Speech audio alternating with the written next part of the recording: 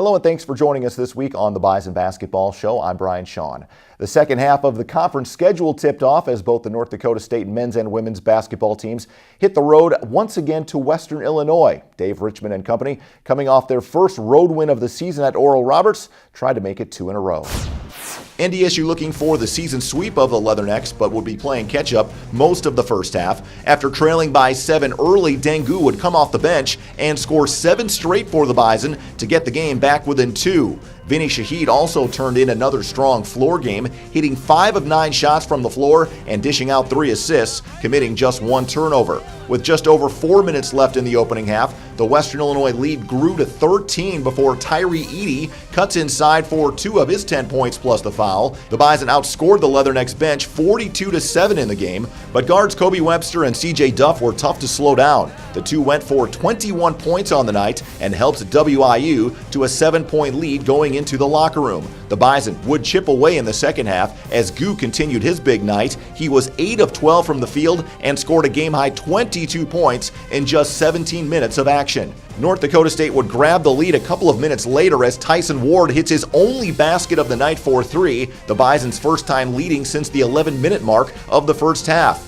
Both teams continue to trade baskets and swap the lead, but Shahid delivers again as he hits his 3rd triple of the night plus the foul for a 71-67 advantage. He finished with 15 points, the Bison hitting 12 threes overall. With just under 3 minutes to go and NDSU nursing a 2-point lead, Cameron Hunter using the screen and hitting another tough perimeter jump shot for 3. He also added 10 off the bench. The Bison hit enough free throws to hold on for their second straight road victory, 78-76. The team moving into 4th place in the Summit League at 5-4.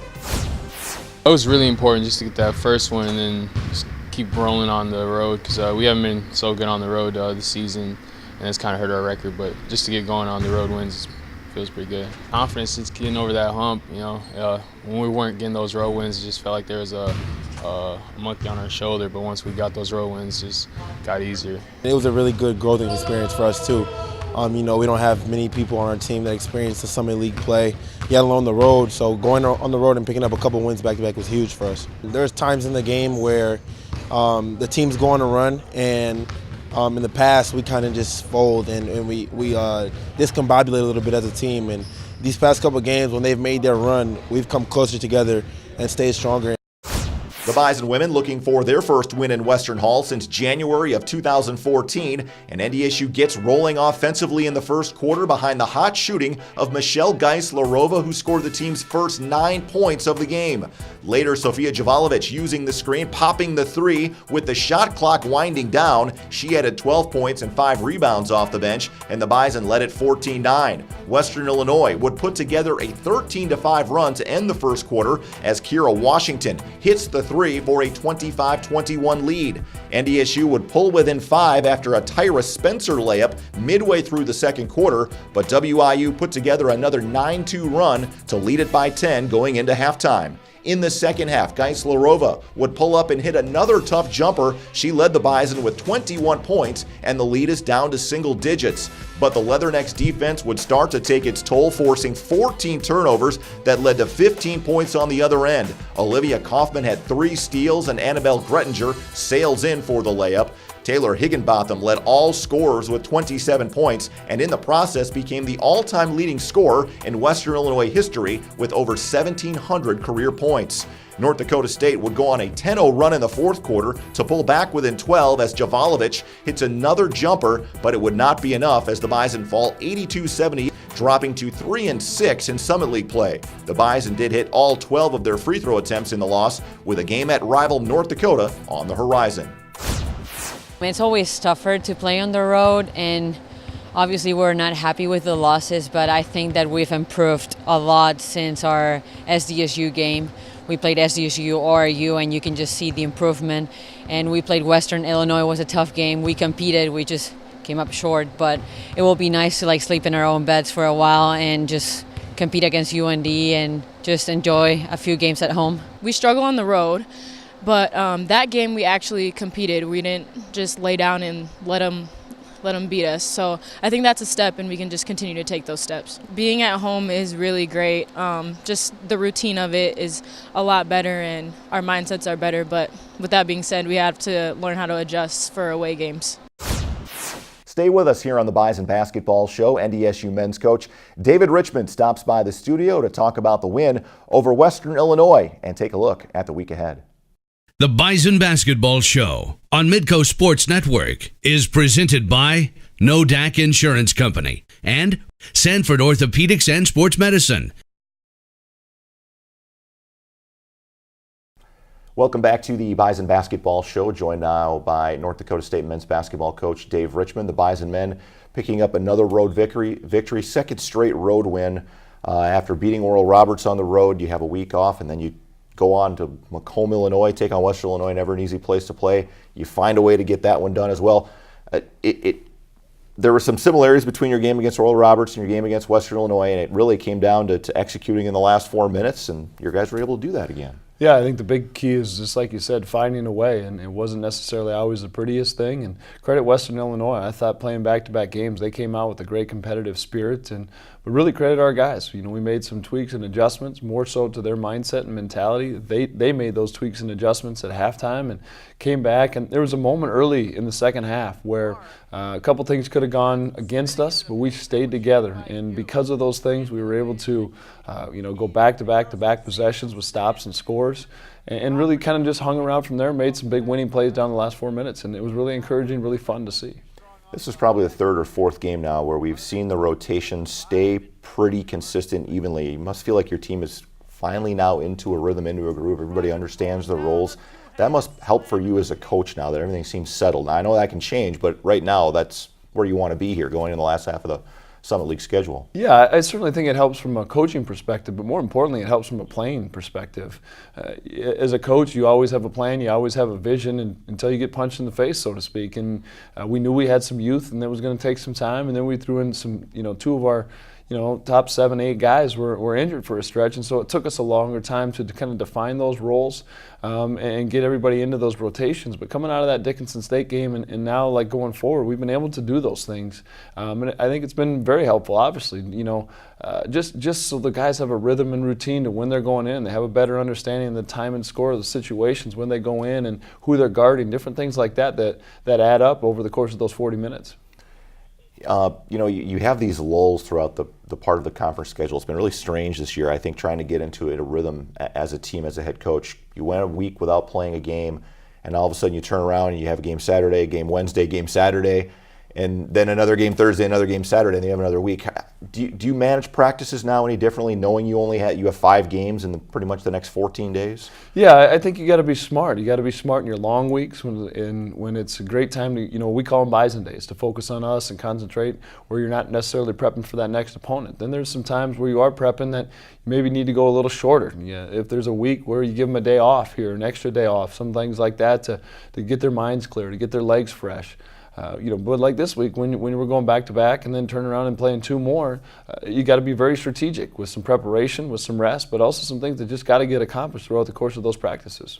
We talked last week about Vinny Shahid, what he brought to the table. We probably haven't talked about enough is how important your bench has been, not only throughout the conference, but through this entire season. I think you outscored Western Illinois 42-7 in bench points.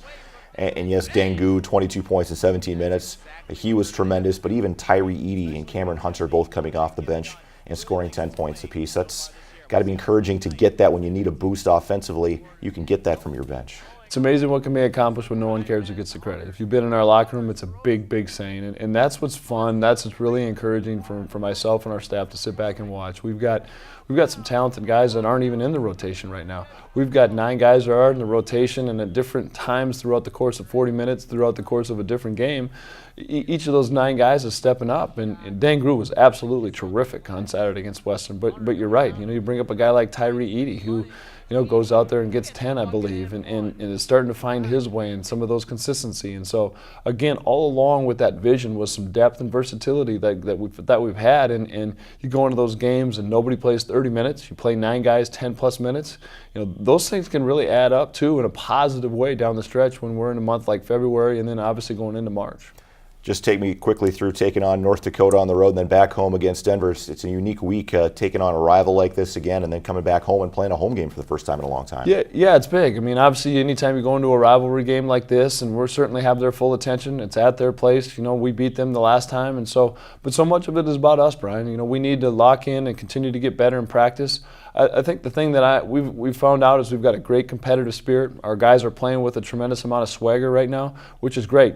The thing that we need to make sure we're staying diligent with is our focused preparation. If we do those things, whether it's UND, whether it's Denver, we'll be successful because it's about us at the end of the day. All right, Dave, good luck this week. We'll see you up there. Thank you, Brian.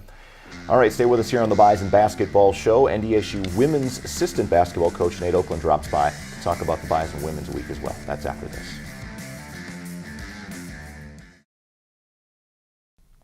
Welcome back to the Bison Basketball Show here on Midco Sports Network. Joined now by NDSU assistant women's basketball coach Nate Oakland. Maren Walseth out of town recruiting. So Nate, thanks for popping in. I think it's your first time on the set. What do you think? Welcome. It's great. It looks great in here. Yeah. Well, thanks for joining us, Nate. Coming back from another road trip to Western Illinois, you had your game against Waldorf canceled because of the weather. So that created even more time, I think, for your kids. And I don't know whether that's good or bad, but at the same time, I thought you went out and competed pretty well down at Western Hall. Never an easy place to play, and you guys did okay. Yeah, a little blessing in disguise. Maybe we got to rest. Doesn't usually happen in the middle of conference play, but head down to Western and play against a really good team who competes at home. We beat them obviously up here, so we knew we'd get their best shot. And they're led by a really good senior guard. We just had a tough time containing her. And ultimately, though, in the last, I think, 5 or 6 years, that's the closest we've been. So some silver lining, but we got to continue to grow our ability to compete on the road, which is defend, rebound, take care of the ball, ultimately be a tougher team. We saw that for about 26, 27 minutes. So I think we're in the right direction, at least on the road. Yeah, and that's just one of those things. Going on the road, you got to go through some things. But had an early lead in that game. We saw Michelle Gaislerova come out and score 9 points right away. Saw your kids getting a rhythm right away, which I think was encouraging to see. But it's one of those things where over a 40-minute span, sometimes it's tough with the pressure they bring to just manage their runs because they can go on a quick 9-0, 11-0 run as quickly as anybody. Absolutely. It's a high-octane offense. They put up triple digits more than once this year. You know, the crazy thing is that basketball is such a game of adjustments, and we shot them out of their zone, which hasn't happened all year. They had not been playing any man-to-man, and they played exclusive man-to-man in late second quarter into the third quarter. So it took our kids a little while to adjust. But yeah, ultimately it was great to see Michelle continue to just climb in her ability to carry us offensively at times. And ultimately, that might be a team we get to play again here later in the season. Yeah, you never know when you get to Sioux Falls who you're going to be matched up against. You head to North Dakota now, a team that you had a good, hard-fought, physical game with here. You could see the elation on your kids' faces, but now you got to try to crank it up on the road again. What's going to be the key heading up to Grand Forks? Well, we continue to talk about with our team on the road. You got to show up and defend. You know, UND has one of the best players in the league. I thought we did a good job on her at our place, and that's going to definitely be a key. And then you got to be able to rebound with them. I think they're the number one team in the league rebounding-wise, and that's the physical style of play. That's something that Coach Brewster always preaches. So we got to be able to rebound. And ultimately, it's just going to be going to a hostile environment where they don't like us and they want to get after us, you know, as much as we want to get after them. And, you know, have some composure and have some poise and be strong with the ball, and then let's see where the chips fall. And then you all have this oasis almost after you get this last road game out of the way. You play 4 of your last 6 at home, 4 in a row.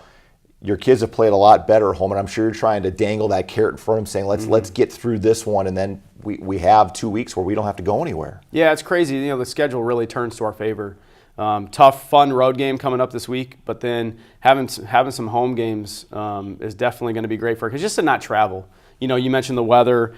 You know, they had you get some issues with some flying and going through Chicago and things like that. So now our kids will be able to be home, be in their own bed, get back into that routine. Will be really important. And ultimately, we're competing for, you know, some seed when it gets to conference tournament time. And, you know, had we not maybe struggled at Omaha earlier in the year, we'd be competing for a top half of the league seed, which is really important as you get into the conference tournament down in Sioux Falls. Absolutely, Nate. Appreciate you stopping in. Welcome to the show. Hope you enjoyed your time. We'll see you in Grand Forks Thursday. Appreciate it. All right, Nate Oakland joining us here on the Bison Basketball Show. We were just talking about Michelle Gaislerova. We're going to go one-on-one with the super sophomore from the Czech Republic after this timeout.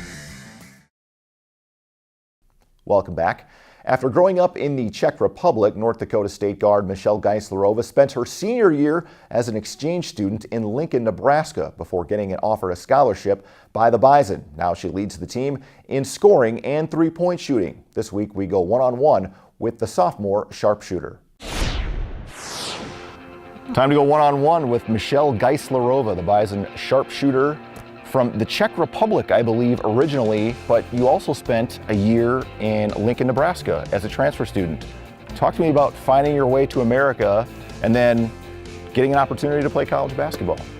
So my dad was a coach and he used to come here a lot, and when I was 12 he brought me with him and I played some basketball at college camps, and that was the first time I just got exposed to the whole college concept, and I fell in love with it right away. I knew that was something I always wanted to do, so I was hoping I could come and play college basketball one day. And when I was a sophomore in high school, I met a girl who came and played basketball professionally in my hometown, or my town, and we happened to be roommates and teammates. And then I got a chance to live with her family my senior of high school, so that's how I ended up in Lincoln, Nebraska. And then North Dakota State found you. How did you go about the process of selecting to come here? Because I know there's a few other schools that had visited you as well.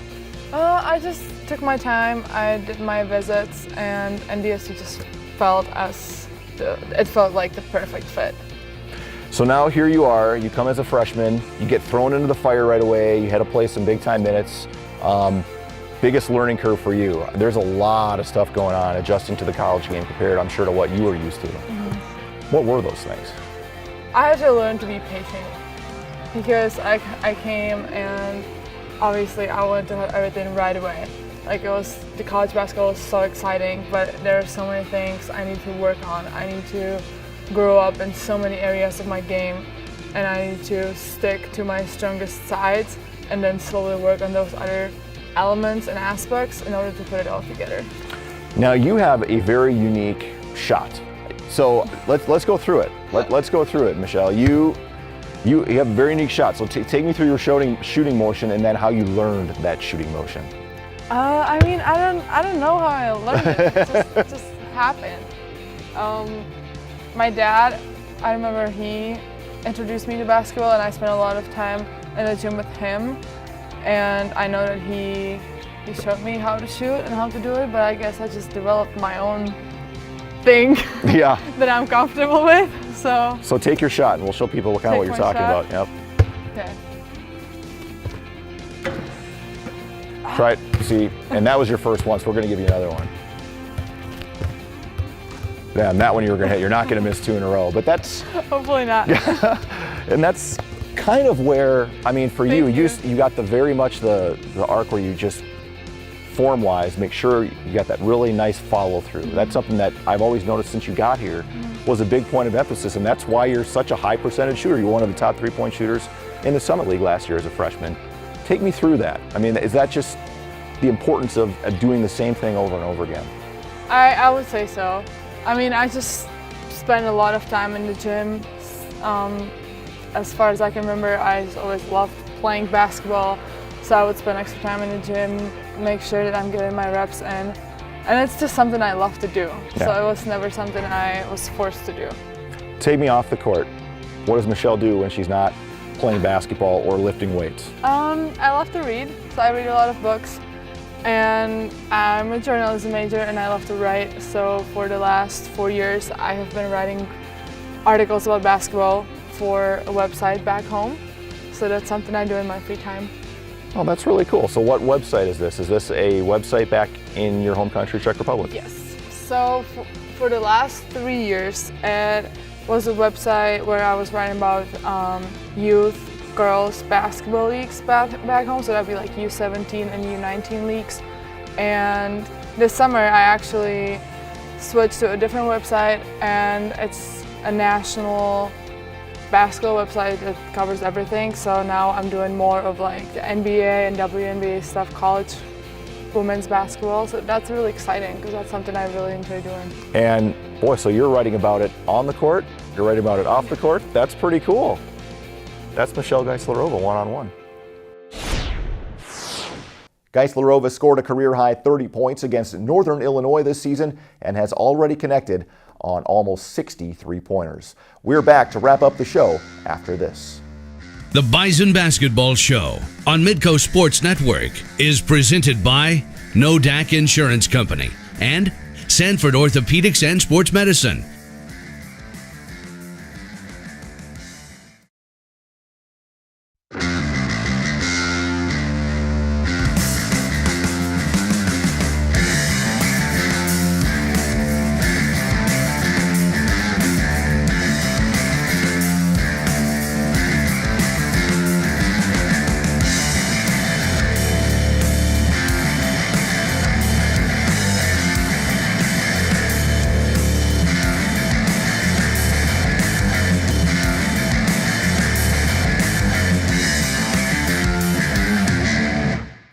Back to put a wrap on this week's episode and a busy week ahead. With only 1 month left in the regular season, the NDSU men head to Grand Forks for a meeting with in-state rival North Dakota tonight at 7 p.m. Pre-game begins at 6:45 on Midco Sports Network. The Bison then return home to host Denver on Saturday afternoon at 4 p.m. That game can be seen on Midco SN2. The women also head north to take on UND on Thursday night at 7 o'clock. Pre-game gets things started at 6:45 on Midco SN before returning home to also host the Pioneers as a part of a doubleheader at 1 o'clock. That too can be seen on Midco SN2.